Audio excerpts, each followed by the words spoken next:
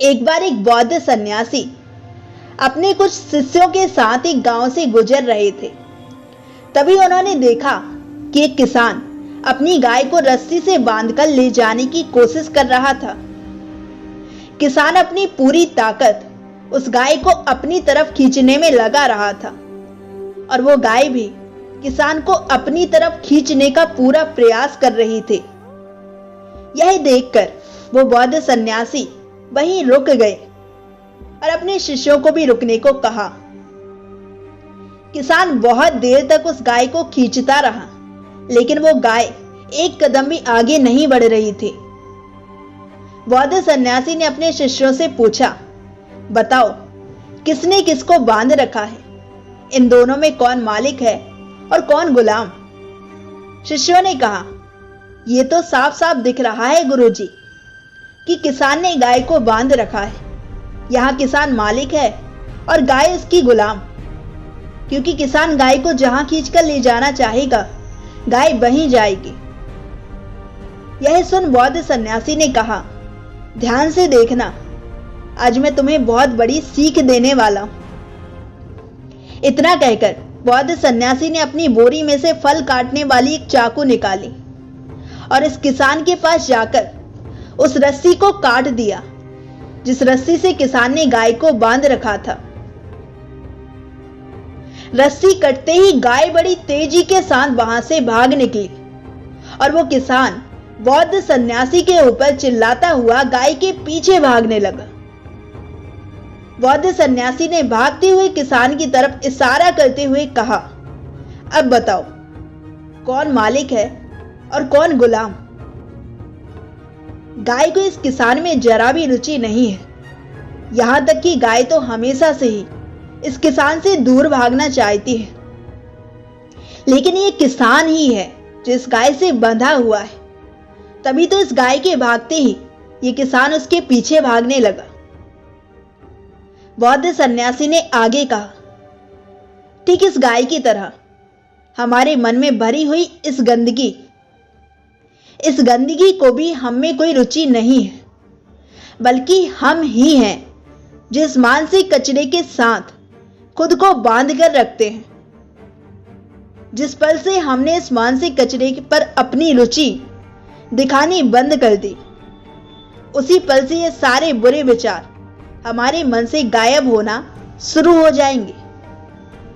ठीक इसी गाय की तरह मन के सारे बुरे विचार हमसे दूर भागेंगे और फिर गायब हो जाएंगे। दोस्तों, अगर हम ध्यान से देखें तो पाएंगे कि उस किसान की जैसी हालत हमारे मन की भी है। हम खुद को बहुत सी चीजों का मालिक समझते हैं, लेकिन असल में हम मालिक नहीं बल्कि गुलाम हैं। मालिक तो वो चीजें हैं क्योंकि हम उनके बिना नहीं रह सकते। ठीक उस गाय की तरह हमारे मन में भरी गंदगी जैसे नफरत, गुस्सा, जलन, डर इत्यादि की हमें कोई रुचि नहीं है, लेकिन हमारी इन सब में रुचि है। हमने ही इन्हें सालों से अपने अंदर पाल रखा है, इन्हें पकड़ के रखा है। वो हम ही हैं जो इन चीजों से खुद को दूर नहीं करना चाहते, इनकी पकड़ ढीली नहीं करना चाहते, क्योंकि पकड़ ढीली होते ही ये हमसे दूर भागना शुरू कर देंगे, जो हमें पसंद नहीं आएगा, क्योंकि जाने अनजाने में हमने इन्हें अपनी जीवन शैली का एक हिस्सा बना लिया है। अब हमें इनके साथ ही आनंद आता है। अगर हम इन्हें छोड़ना भी चाहते हैं तो हमारा मन बार बार हमें इन सब चीजों में उलझा देता है।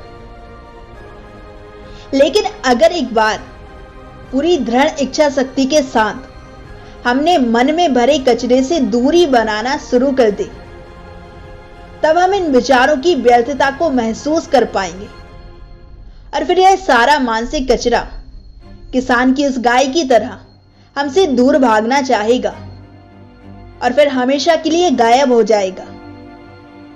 एक बात हमेशा याद रखो, खुश और शांत रहना एक चुनाव है, तो क्यों ना हम इसे ही चुने और अपने इस छोटे से जीवन को खुशी और शांति के साथ जिए। जाने अनजाने में ही सही, लेकिन हमारे विचार यही हमारे जीवन की रूपरेखा तय करते हैं। हम सब कभी ना कभी अपने हालातों से परेशान होकर अपनी किस्मत को कोसना शुरू कर देते हैं। हमें लगता है कि बुरी किस्मत की वजह से ही हम डिप्रेशन में हैं और इसी के चलते हमारे कामकाज, रिश्ते नाते सब नाकामयाब हो रहे हैं। लेकिन अगर मैं आपसे कहूं कि हमारी हर परेशानी का कारण हमारे खुद के विचार हैं, तो आप कहेंगे कि मैंने तो अपने लिए कभी ऐसा कुछ सोचा ही नहीं, कभी ऐसा कुछ चाहा ही नहीं, तो फिर ऐसा क्यों? आज आप सुखी हैं या दुखी, सफल हैं या असफल, खुद से एक बार पूछिए कि इसका कारण क्या है। अगर आप थोड़ा गहराई में जाएंगे तो पाएंगे कि सबका कारण हम खुद हैं। यहां खुद से मतलब है हमारे विचार। हमने जैसा भी बीज अपने अंदर बोया था, सही समय आने पर वही बीज अवश्य अंकुरित होता है। फिर चाहे ये बीज महीने भर पहले बोया गया हो, 1 साल पहले बोया हो या फिर 10 साल पहले, ये अपना असर अवश्य दिखाएगा। अगर ये विचार का बीज अच्छा था तो परिणाम भी अच्छे होंगे। अगर गलत विचार का बीज बोया गया था तो आज हम उसके परिणाम भी गलती फेस कर रहे होंगे।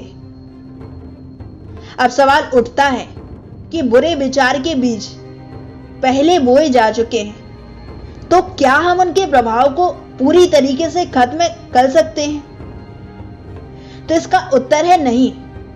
उनके प्रभाव को सिर्फ कम किया जा सकता है और यह सुनिश्चित किया जा सकता है कि आज से मन रूपी इस जमीन पर केवल अच्छे और सफल परिणाम देने वाले विचारों के बीजों को ही बोया जाए, ताकि आने वाले समय में हम सही परिणामों की फसल काट सकें।